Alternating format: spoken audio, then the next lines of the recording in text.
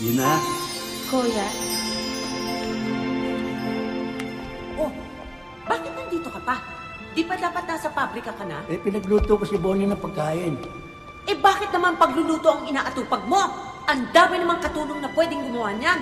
Yung negosyo ko ang asikasuhin mo. Hindi ba ako tapos sa'yo? Ako tapos na! Sawan-sawa na ako sa pamamahala sa negosyo mo! Ayoko na! Hoy! Makaliw, baka nakakalimutan mo.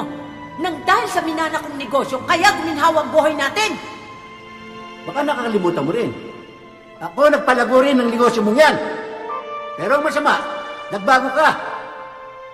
Lagi ba ugali mo? Lagi ba sungit ka, matari ka, inisigawan mo ako lagi, inaaway mo ako, asawa mo ako. Hindi ako katulong. Masama sa'yo, puro ka pera, puro ka negosyo. Nakalimutan mo na ang pamilya natin. Pwes, sa ayaw at gusto mo, ipagpapatuloy mong pamamahala sa negosyo ko. Maliwanag? Madilim!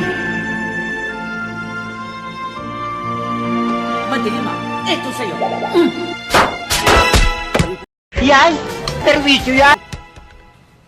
Nikki! Kusina ito, huwag ka maglaro dito. Sa playground ka maglaro. sorry po, Mr. Mac. Hindi na po mauulit. Dapat.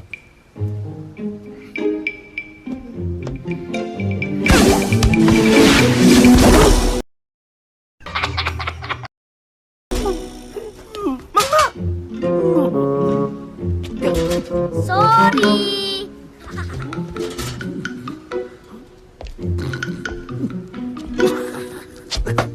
Sir Mac, ano po nangyari sa inyo? Nabasag ang pula. Ha? Gusto niyo hilutin ko? Ha? Kalbon to, hihilutin mo pa.